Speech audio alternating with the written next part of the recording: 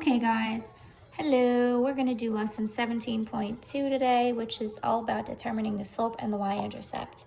Okay, this is just something you have to practice a little bit and super important for algebra and what comes next.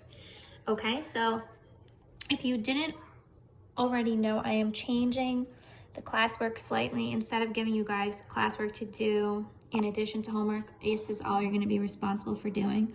Now, that being said, I'm still posting these PDF notes, so if you want to do the classwork that I originally had planned, you can knock yourself out and go for it, but you are no longer going to be required to do that, okay? I'm just going to have you guys go through this lesson with me, and this will count as your classwork, and then whatever the homework is, that's all you have to do, okay? So let's get started.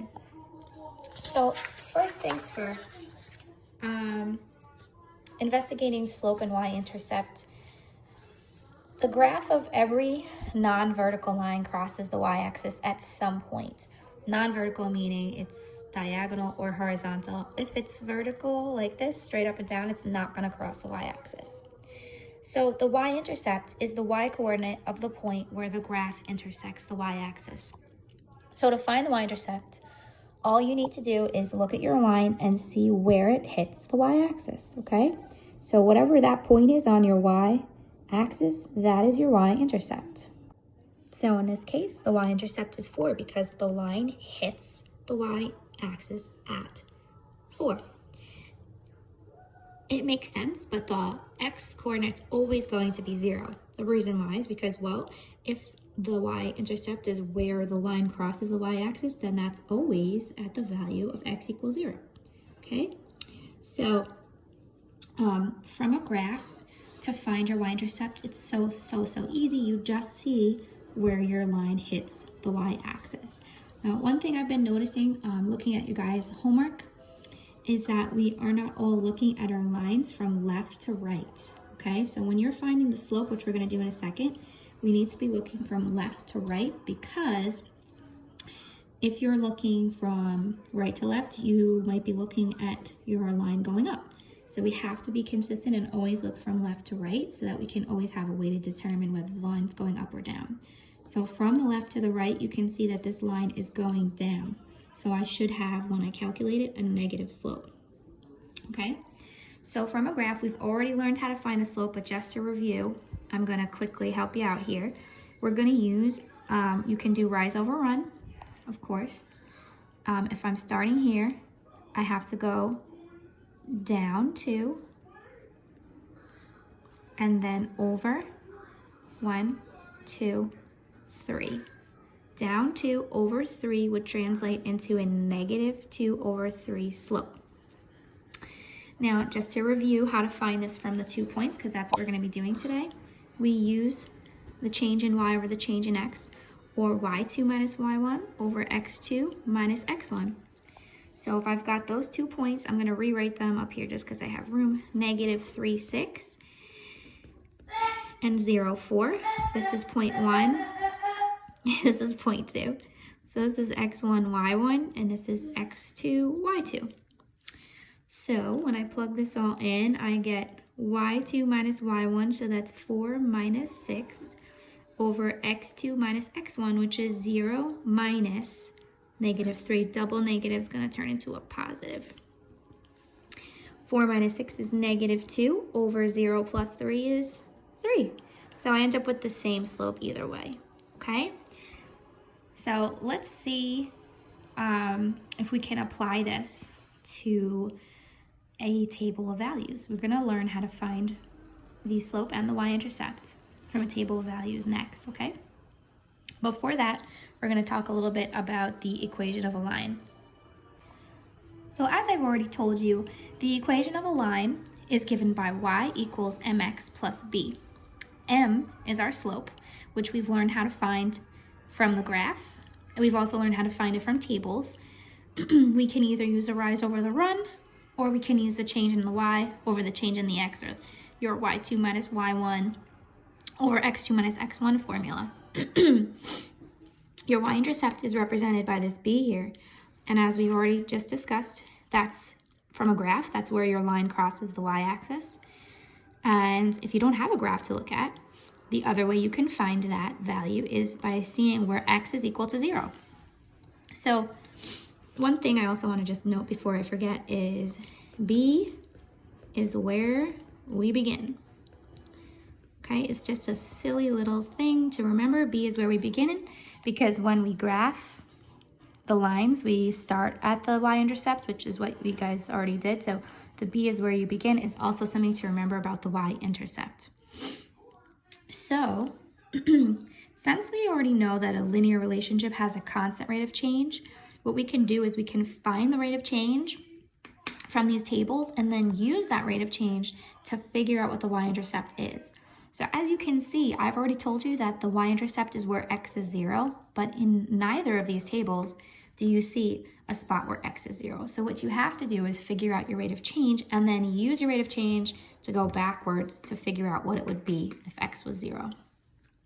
So first we're going to find the slope, which is our rate of change. So for example 1, just pick 2 points. I like to just usually pick the first 2. This is point 1 and point 2.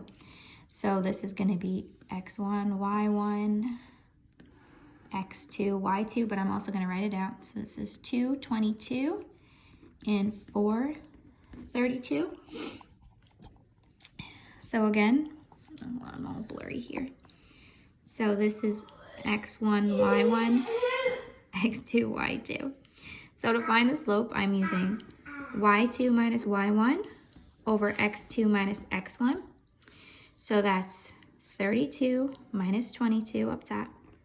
32 minus 22, guys, remember to put y's on top, not x's. And then over x2 minus x1, 4 minus 2 on the bottom. 32 minus 22, that gives me 10 over 4 minus 2 is, ooh, not 6, 2, I did plus 2. And then 10 over 2 is equal to 5. So my rate of change is 5 over 1, which means that every time my x value increases by 1, my y value increases by 5, okay? So something important to note here, if you were feeling slightly confused about why the slope is saying every 1 it increases by 5, don't forget that these x values are increasing by 2. So the original one that we got, 10 over 2, is what you're really seeing. Every time x increases by 2, y increases by 10, right? So if we need to go backwards, we need to figure out what x would be at 0. You can imagine that there's another box here for 0. Each time this was increasing by 10, so you just have to go backwards and decrease by 10. So that would be 12. And you can just make sure that it works. So 2, 4, 6, 8, and this is supposed to be 10, so 12 plus 10 would give you the 22. Okay, so the slope, I'm going to call it m, so we can get into the habit. The slope is really 5. Of course, we got 10 over 2 at first, but I simplified it. And then my y-intercept, which is b, is going to be this y value when x is 0, which is 12. Okay, and those are my 2 values that I need. Okay, let's try this again with the second table. Okay, in this case, my x's are increasing by 1. And now my y's are also increasing. If you look, you can see that it's by 7, but we're going to do it the long way. Okay, so I'm going to pick 2 points, the first and the second one. My first point is 1, 8. And my second point is 2, 15. It's point 1, point 2, x1, y1, x2, y2. So we're going to do our slope formula. Y2 minus y1, so that's 15 minus 8 over x2 minus x1, 2 minus 1, gives me 7 over 1, which you kind of already saw, so your slope is 7. So let me just go ahead and write that first. My slope is 7, so every time x increases by 1, y is increasing by 7. So you can see that when x increases by 1, the y increases by 7. So to find my y-intercept, I need to know what the y value would be when x was 0. So if I'm going backwards here, when x increases by 1, y increases by 7. So what would my y value have had to have been here? You can subtract by 7. It would have had to have been 1. And you can test that. You can test it. 1 plus 7 gives me 8. 8 plus 7 gives me 15, and so on. Okay, so your y-intercept is 1. So m is 7, the y-intercept is b, and that's 1. Okay, guys? Looks way more complicated than it actually is.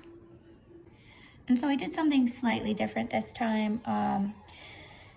I took a few of the examples from the guided practice. I'm going to do one of each, and then you guys can check your answers for the second one against mine, just to give you a little bit more practice. So for the guided practice number 1, we're finding the slope and the y-intercept. Okay, so first thing I'm going to do is find the y-intercept because it's super easy. Look at your line and see where it hits the y-axis, which is here, and that's at the point 1. So your y-intercept is just simply 1. To find the slope, I'm going to do rise over run instead of doing it the long way. So I already have 2 points picked out here. But you don't have to use the 2 points they gave you. You could do something simpler. As long as this point is on a corner, you can use that. And you do the rise over the run. I can count from left to right. My line is going down. So that's going to be a negative slope. So I'm going down 1, 2, and over 1. So that's negative 2 over 1, which is just the same as negative 2. Okay, and just to show you, if you did use the 2 points that they gave you, you would just have to simplify. So you'd be going down 1, 2, 3, 4, and over 2. So that'd be 4 over 2, which is still 2. Okay. So let's skip down to 5, and then I'll have you do 2 and 6 on your own. So for 5, we're going to find the slope and the y-intercept. So nice and easy. The y-intercept is where x is 0. So my y-intercept is 1. Yay, we didn't have to figure it out here. And you won't have to figure it out here either. You just have to remember the y-intercept is where x is equal to 0. Now for the slope, I'm just picking my 2 points. Point number 1 is 0, 1. And point number 2 is 2, 7. This is x1, y1, x2, y2, y2 minus y1 over x2 minus x1. So my y2 is 7, minus my y1 is 1, 7 minus 1, over x2, which is 2, minus x1, which is 0. This is 6 over 2, which is 3. My slope is 3, how nice. 3 over 1. Okay? All right, so pause the video, give these 2 a shot, and then unpause to check your answers. Okay guys, so for number 2, you have to be careful and always, I should have said it before, but you should always check your scales. In the lesson, we didn't have any examples where the scale was other than going up by 1s. So you have to be so careful. If you look at your x-axis, it still is going up by 1s, but your y-axis is going up by 5s. It's very important to know that the x and the y-axis do not have to have the same scale. Okay? So just because you notice the x's are going up by 1s, you still got to check your y-axis and make sure, because a lot of the time they might be different. So your y-intercept, when you look, first of all, from the left to the right, my graph is going up, so I know my slope's going to be positive. I look to see where my line crosses the y-axis. That's at negative 15. So my y-intercept is negative 15. And then to count the rise over run, you have to use the scales. So if you are not good with the scales, then I would suggest picking 2 points and using y2 minus y1 over x2 minus x1. But if you know you're okay with remembering scales, then you're good to go. So when you go up, you're not counting 1, 2, 3, because our scale is going by 5s. So when you count, you have to do 5, 10, 15. So what you're really doing is going up 15 and then over 3. So that gives you a slope of 5, okay? For number 6, our table, again, we were very lucky. They gave us our y-intercept by showing us where x was 0. How nice. So that's 140. And finding the slope, we just pick our 2 points. We do y2 minus y1 over x2 minus x1, and we end up with -4 over 1, or -4. Okay, and then if we had not been given this value here, we would have been able to just go backwards. Okay, all right, guys, so that's it. Just another reminder that you don't have to do any of the extra classwork. You just have to do that homework worksheet. Okay, have fun.